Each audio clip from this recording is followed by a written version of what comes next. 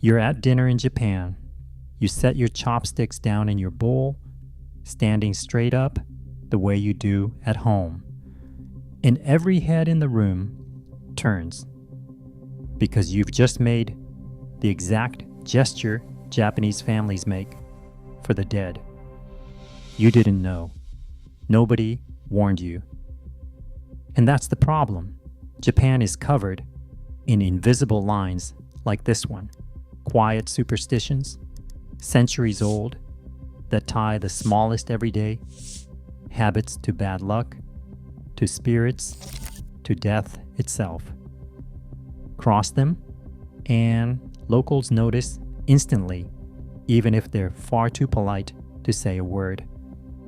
Today, we're pulling back the curtain on 10 of them, what they are, the eerie reasons behind them, and the simple thing to do instead.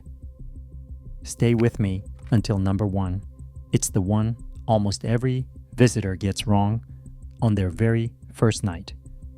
So sit back and let's step quietly into a side of Japan most tourists never see.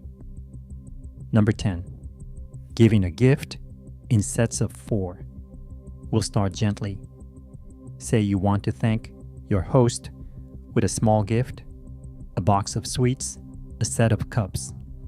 Choose 4 of anything, and you may see a flicker of unease. Because in Japanese, the number 4 is pronounced shi, which sounds exactly like the word for death. 4 cups, 4 flowers, 4 of anything quietly carries the shadow of a funeral. The fix is easy. Give in 3s or 5s instead. It's a tiny detail, but choosing it shows a kind of care most visitors never even know to offer. Number 9, the number 4 itself. And that fear runs deeper than gifts. Step into an older hospital or hotel, and you may notice something strange. No room 4, no 4th floor, sometimes no room 9 either. 9 is pronounced ku, which echoes the word for suffering and pain. So these numbers simply vanish. Skipped in elevators, left off doors, avoided on license plates. It's Japan's version of the missing 13th floor, except woven far more deeply into everyday life. Notice it once, and you'll start seeing the gaps everywhere. Number 8. Cutting your nails at night. Here's one that sounds almost impossibly small. In Japan, there's an old warning. Never cut your nails after dark. Do it, the saying goes, and you won't be at your parents' side when they pass away. It comes from an old play on words. The phrase for trimming your nails at night sounds like a phrase meaning an early death, a life cut short. Most young people today laugh it off, and still, many quietly wait until morning, just in case. Number 7, writing a name in red ink. So you're filling out a card and you reach for a red pen.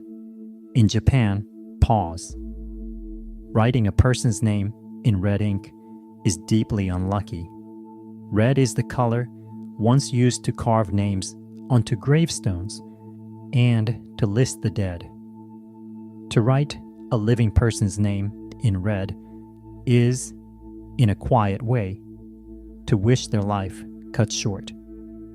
The fix couldn't be simpler. Use black or blue for names, always.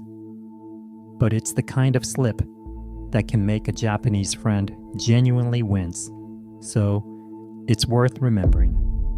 Still with me? Good, because from here, the superstitions start to darken. Number 6, whistling at night. Picture a quiet street after dark. You're relaxed, content, and you start to whistle. In old Japan, that was dangerous. Whistling at night, the belief goes, calls things toward you, snakes, first of all, but also thieves and burglars who once used whistles to signal each other in the dark. And in some tellings, something worse, spirits and shape-shifting demons drawn to the sound. Whistle indoors at night, and you're said to invite bad spirits into the home itself. Harmless as it feels, it carries an old, uneasy weight. When night falls in Japan, let the silence stay silent. Number 5, sleeping with your head facing north. This one hides in the most ordinary act of all, going to sleep. In Japan, you never lay your head toward the north. It's called kitamakura, and there's a reason it unsettles people. In a traditional funeral, the body of the deceased is laid out with the head pointing north to guide the soul toward the next world. So to sleep that way in daily life is to mirror the dead, and it's said to invite misfortune, even an early death. Check which way your bed faces in a ryokan, a traditional inn, and you'll understand a small, quiet piece of why the room is arranged the way it is. Number 4, passing food chopstick to chopstick. Now we return to the dinner table and to something that looks helpful but lands like a shock. You've got a piece of food and a friend wants to try it. Naturally, you pass it straight from your chopsticks to theirs. Please don't.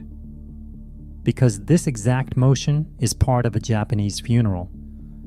After cremation, family members pass the bones of the person they've lost from chopstick to chopstick into the urn. It is one of the most sacred, sorrowful gestures in the culture. To repeat it over dinner is to bring that grief to the table. The kind way to share: set the food down on a small plate and let the other person lift it themselves. Same generosity, none of the shadow. Number 3, pouring soy sauce over your rice. Here's a subtler one, tied to respect as much as luck. A steaming bowl of plain white rice sits in front of you, and you reach to pour soy sauce right over it. In Japan, that plain rice is almost sacred, the heart of the meal, treated with real reverence. Drowning it can read as wasteful, even disrespectful, to the food itself. But there's a darker layer too. A bowl of white rice, set apart and untouched, is what's offered to the dead at a funeral altar, the pillow rice. So the way you treat that bowl carries quiet weight. Eat the rice as it is or dip lightly. Let it keep its place of honor. 2 left, and these are the ones that unsettle people the most. Number 2, sticking your chopsticks upright in rice. We opened with this one. Now, here's why it stops a room cold. When you plant your chopsticks straight up in a bowl of rice, you've recreated tatebashi, the single most powerful death image in Japanese dining. At a funeral, a bowl of rice is set before the deceased, with their chopsticks standing upright in the center, like incense rising at a grave. It's an offering to the dead, and only to the dead. So when a traveler does it absent-mindedly at lunch, it doesn't read as clumsy. It reads as if you've placed a funeral offering on the table. The rule is absolute, and it's simple. Chopsticks never stand up in rice. Rest them flat across the top of the bowl or on the little holder beside it. This is the one taboo to burn into memory before you ever pick up a pair. Number 1.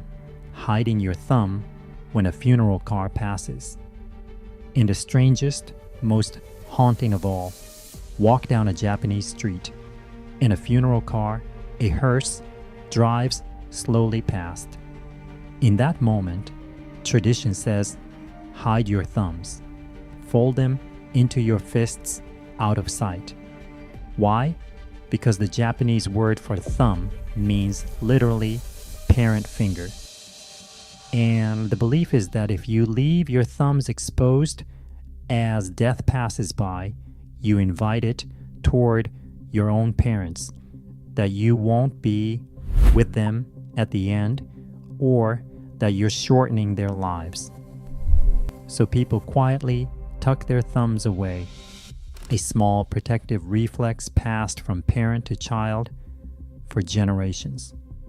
It's the perfect image of what all of these share: a deep, tender fear of death and a quiet wish to keep the people we love safe from it. And that's the quiet truth beneath all 10. None of these superstitions exist to trip you up. They exist because Japan holds a deep reverence for death, for family, and for the harmony, the wa, that binds people together. Every one of these small gestures is really about protecting the people around you. Here's the reassuring part. No gracious Japanese host expects a visitor to know all of this. An honest slip is almost always forgiven with a smile. But understand even a few of these, and you'll move through Japan with a quiet awareness most travelers never reach, seeing a country that runs not on rules, but on respect. If this pulled back the curtain for you, subscribe with new videos every Saturday. And when in Japan, do as the locals do. The